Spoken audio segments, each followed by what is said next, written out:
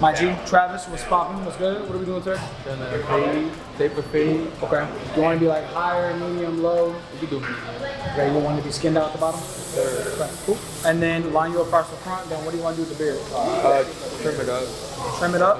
Yeah. The line, are you cool if it gets a little lower? Yeah, that's fine because you could fade the sides so they don't have to connect. Yeah. Okay, cool. Do you want to keep this kind of like darker, or you want to kind of lower it to where it lightens up a little bit? Yeah, we can lower it. Yeah? Yeah, it grows fast. Yeah. Cool. And then in the back, do you want to taper that out as well? Yeah, taper it back. Awesome. I got you, brother. Travis is actually a veteran, so thank you for your service. And he just moved from Vegas, so we're going to get him sharp today. And we're going to start finding what length we want to have here. I've never cut his hair before, so I'm going to start with a 2, but you can see he has braids, so I'm going to try to push the braids away and try to go really up here, get really close to the braids, but I want to leave some gradients at the top of the blend so that kind of gives it some pop. I don't want to bring it kind of too close. You know, don't get me wrong, it's tough sometimes because you have the guard that's kind of digging into the braid, so just trying to find the balance so I could, you know, really go and just kind of clipper over comb the top of that, even that out a little bit more. That way he can still have, you know, some gradients. But I'm gonna go here, and I'm just gonna kind of learn his hair a little bit on this side. I'm gonna be doing medium skin taper. By all means, bro, if you have any questions, like, you let me know. Cause I'm sure like there's probably other newer barbers or people that are wanting to get into barbering that probably have some questions too. So you might even help them out, you know? Yeah, definitely. But right here, he wants to lower his beard down a good bit, so I'm gonna do a 3. A 3 is gonna keep it still pretty kind of dark at the bottom. Cool thing about it is that it's gonna, you know, kind of get it tighter to the skin. So Travis, correct me if I'm wrong, just moved here, right? Yes, sir. Tuesday to be exact, so not what? even a week. So like, yeah, so, oh my gosh, okay. Where'd you move from? Las Vegas. Moved from Las Vegas, and you're looking to get into barbering? Yes, sir. So I was in the Air Force about 8 years. I've been doing IT for 10, and honestly, I just lost the passion for it. While I was in the military, during training, I would give my coworkers fades so that, you know, we could look good in uniform whenever it came down for inspections and stuff. Growing up in New York, there's always barbershops. I always hang out in barbershops, so I always had the interest, but I didn't know, you know, you can have fun doing this and also make a living out of it, right? Yeah. Back home, you just see it as, oh, it's just a barbershop. They never really show that you have potential to actually make it a career and be happy about it, right? So I've already did the whole IT thing where I've made 6 figures in IT, yeah, and not really being happy about it. So yeah, I've always had the interest for, you know, cutting hair and stuff. So I'm like, you know what, if I could do well in a career field I have no passion for, and just imagine how far I could go in something that actually piques my interest. So yeah, no, 100%. I mean, you ain't lying, bro. I mean, I'm not gonna lie. I think like they talk about like doing what you love, right? And at first I used to think that was super like corny, like do what you love or whatever. But like it makes sense because whenever you really love something, and for example, it has your interest, like you end up working a lot more at the thing. And the more you work at the thing, the better that you get, right? Yep. The more obsessed you are, the more your skills are gonna increase, and the faster that it's gonna increase. You know what I mean? Definitely, yeah. So it's one of those things where like it might sound like a little corny piece of advice, but it has like I think some real kind of wisdom in there. Yeah, I mean, if you see how many folks make a lot of money doing something and they're still miserable, depressed, right? And you know, a lot of people say, oh, I'd rather cry in the Bentley. It's cool, but I'd rather be happy in the Bentley, you know? Yeah, no, yeah, 100%. They came to crying in the Bentley, yo, why can't I just have both? Why can't I just be happy and also like, you know, be well off? Exactly. I knew that if I was gonna make money at something, it had to be something that I enjoyed, so I wouldn't be one of those people. Right. I hear you. I mean, I come from Section A. I come from living in a shelter. You know, and I always say, you know, I'm going to be a millionaire. I'm going to play baseball professionally. And, you know, it didn't work out. So it's like, all right, what do? Do I hang around in the streets like my friends and get the fast money? Or, I don't know, join the military. So that's what I did. You know, I made a pretty decent living doing what I'm doing now. But going into the next decade, I want to do something where the harder I work, the more I benefit. And I'm not benefiting the owner of the company, you know what I mean? Yeah. So, what made you want to come get a haircut with me? Because you saw me first in Vegas at the expo, right? So basically, I'm the type of person where something piques my interest, I go hard in doing research. You know, I go on YouTube, you know, seeing, you know, all the top guys cutting hair. Obviously, 360 Jeezy is one of the guys that you see online. I came across, you know, Chris Basio, and I seen all the things he was doing in Tampa, and I'm like, wait a minute, I'm trying to move to Tampa and go to the guy who already made it, right? Yeah. But what about the prospects? What about someone someone who just started, but you know, has the high ceiling. Yeah, I don't like the lazy people, man. And in my job, there's so many lazy folks that they just get paid to sit around, and I gotta work extra, and I don't make extra for doing that, right? And not everything's about money, but I want to be able to have a job where, you know, I make a pretty decent living, but I'm not stressed, right? I'm not at home upset about work, and then I have to wake up and do work again. You know what I mean? No, I feel you. So real quick, guys, if you can see, I kind of went with my 2. I really liked how the 2 was, but I had to do some kind of clipper over comb to get this a little bit tighter without messing up the braids. But then I'm gonna come here, I'm gonna do, bro, the literal same system that I always do. I went and I started fading down with my 1. I got my trimmer line here where the ear connects to the head. Then I dropped it down and I used the ear as a reference point so I can make sure that, you know, the fade into the beard is gonna be even on both sides. And then now, remember, right now I'm fading into a 1. Fading into a 1 is super simple. I'm gonna go right here, have a little bit of a smaller guideline because I wanna kind of compress this a little bit.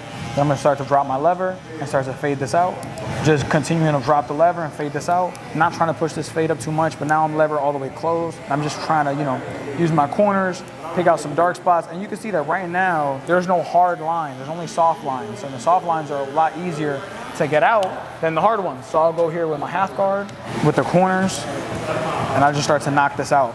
It's a lot of corner work because since we're in the taper area, I don't want to over kind of expose my fade, if that makes sense. I don't want to overstretch my fade. I want to keep the C-cups dark behind the ear. I want to kind of leave that alone, just fade into it. When I'm going close to the braids, I'm going to put my thumb right here. I'm going to pull the braids up a little bit to kind of stretch the skin. And I'm still using my corners just to blend into that. Go ahead and close your eyes real quick. Yeah, I don't want none of the hair to go and jump in your eyes. That ain't gonna be comfortable. So what you can do is you can put your hand here, or you can just ask them to close their eyes, just so your hand blocks the hair from, you know, hitting them in the face and, you know, worst of all, getting into the eyes. When it came to meeting Chris Basio, you know, I was a big skeptic. You know, I saw that, I learned cutting hair from him, but I didn't know how he was like as a person, if that makes sense. So at the time, he was actually cutting hair in like a studio. It was called Studio 45. He was doing the YouTube tutorials where he had like the guards, you know, the guards on there. And I wanted to meet him in person, so I actually got my hair cut by him. That YouTube video is actually on YouTube still. That was my first time meeting him, and I'm not gonna lie to you, I was younger, so I was definitely more starstruck. And from that day on, man, I made that dude my mentor, man, 100%. I think like learning to really take somebody's advice and leverage their wisdom and being able to take action on that, not just like listening to it, but actually like taking action on it, has been monumental, bro, to like how far it came and how fast it's happened. So at what point when starting cutting that you actually start to feel more confident, like as far as like technique goes, reaching out to clients, and even, you know, posting on social media? So I think it's like a relationship between the more that you do, the more confident that you'll feel. I would say like have like certain courses helped me a lot because I had a system to move forward. Those were like bigger kind of like checkpoints that I could say that after taking that course, I felt more confident. Right. But it's really like a kind of a spectrum. It's like a journey you move along. The farther you go on this journey, the more confident that you'll feel, right? So like the more designs you do, the more confident you feel in that you can do designs. The more phase that you do. Over time, the more reps that I took, the more confident that I felt. Now, the continued education helped me to have better reps, if that makes sense. All right, guys, we got the Tune 45 wireless charger mat. What makes this so unique, this is actually what kind of revolutionized the whole Barber game because it was like the first ever Barber mat that gave you the capabilities of charging your clipper wirelessly. All it needs is a wireless adapter that fits the clipper that it coincides with. You place it on the mat and it charges wirelessly. No more messy wires around your station, on or around it. You have 4 independent charging slots as well as an additional one that you can use for your either wireless air press compressor or you can use it for your cell phone to charge while you're cutting. All right, just give you that peace of mind that your tools will be charged as well as your cell phone. Get yours today at tune45.com. Yeah, being in IT, you know, the industry standards are always changing too, so continuing education is a must. I feel like for me, everything that I've learned in the military and in IT literally just carries over, right? From going to school, keeping your certs active, customer service, right? Like, yeah, 100%. That's still stuff that we have to do. And for me, those skills carry over. And then, of course, with being a barber, the artistic freedom that you can have, you know, on top of the daily challenges. I like that. I like to be challenged.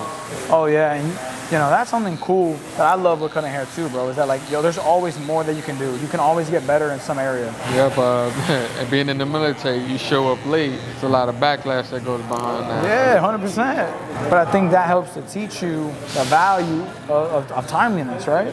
Definitely. You're gonna do that course soon, right? Where start teaching the six-figure barber. I have a class coming up in Buffalo, New York, December the 3rd. I'll be there for like 5 hours, and I have this whole presentation that I'm working on, and it's coming together really, really dope. Where I'm teaching detail stuff, not just like fluffy information, but about being a six-figure barber. It's a dope presentation. I'm not holding back, man. I think I'm a naturally like a competitive person, so like I want this class to kind of like really like blow people away. That's fine. I want it to be like one of the best kind of classes that has the most value than any other class that they've went to. I think it's the mentality though. If you wanting it to be the best class, it's gonna show in your work when you're yeah, teaching. 100%. You know, for me with IT, right? You may know something that I don't. I come to ask you questions, and you want to keep it to yourself because maybe you want job security or something, right? But how I see it is, if you're good at what you're doing, nobody's gonna take that spot from you. No, 100%, bro. I mean, like I want to see other people win, bro. Like I'm not, and that's why I think the class is gonna be good because I'm not gatekeeping. Right. You know what I mean? Like I don't like that, bro. I tell people all the time, you can come here and you can shadow, you can ask me whatever question you want to ask me. Like, bro, I will happily help you out. Because it's just a thing of like me,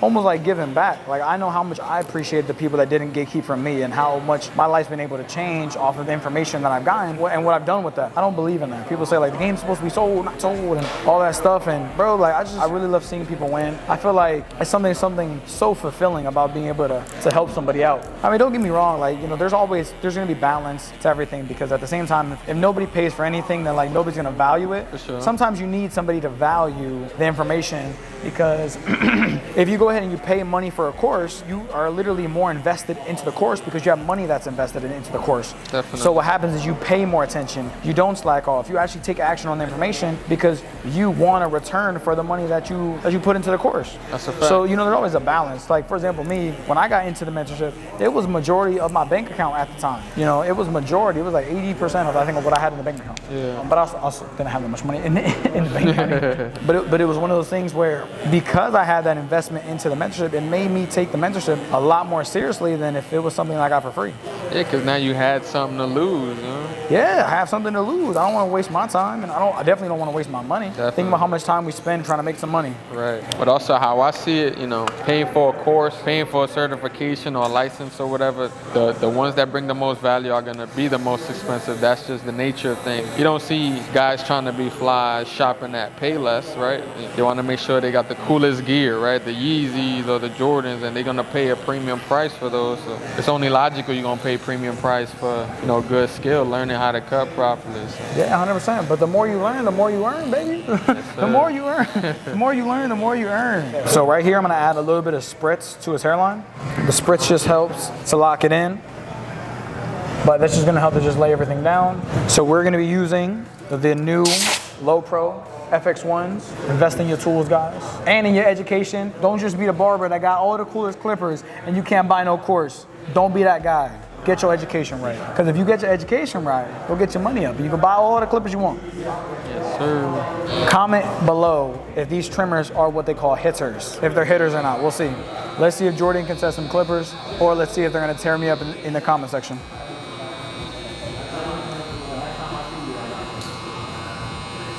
Are these trimmers considered hitters? Answer in the comment section. Are these trimmers hitters? The way that I got them set. Can Jordan set trimmers? Now, were those uncomfortable at all? Did they hurt? I didn't even feel it. You can be honest. I didn't even feel it. They didn't feel it, right? All right, cool.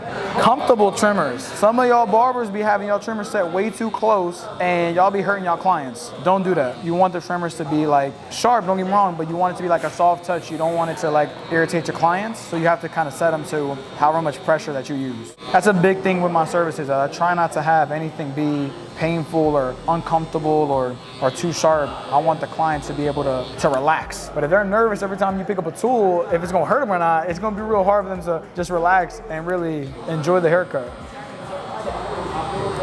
So I want trimmers that are gonna be sharp, but they're not gonna be painful. Minor mist, always clean up the hairs under the line.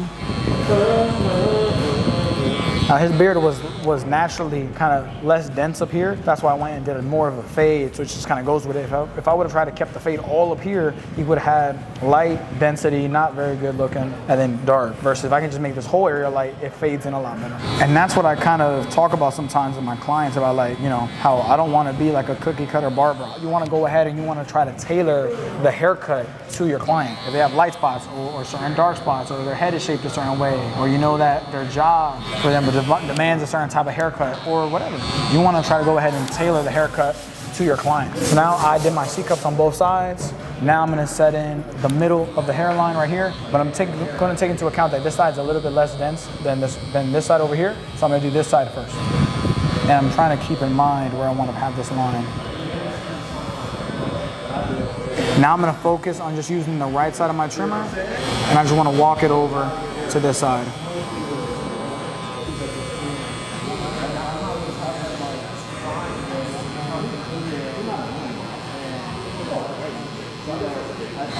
And you're just coming back and revisiting the hairline.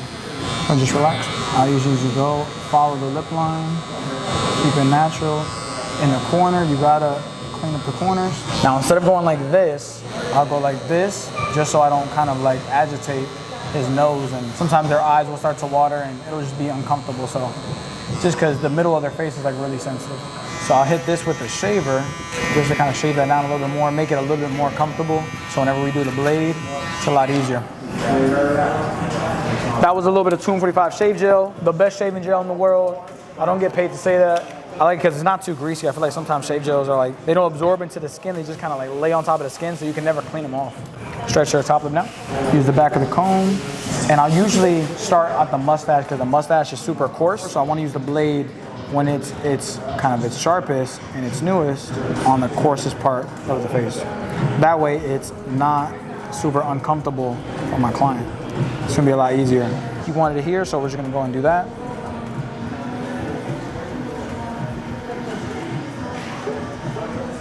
Then I'll come here and I'll get all these hairs, even the hairs that some grow like under the eyes, really close to the eyes. And relax. See all these hairs up here? Don't just think about the line, think about all the hairs above the line. And you've already been cutting a little bit? Yeah, you know, whatever I could do at home, I'll cut like my brother's hair, my cousins. Sometimes myself, if I didn't have time to, you know, come in. Do you take it off or you just line it up? I'll be taking it off sometimes. So this whole middle part, you just take it off? Yeah. Yeah, I got you.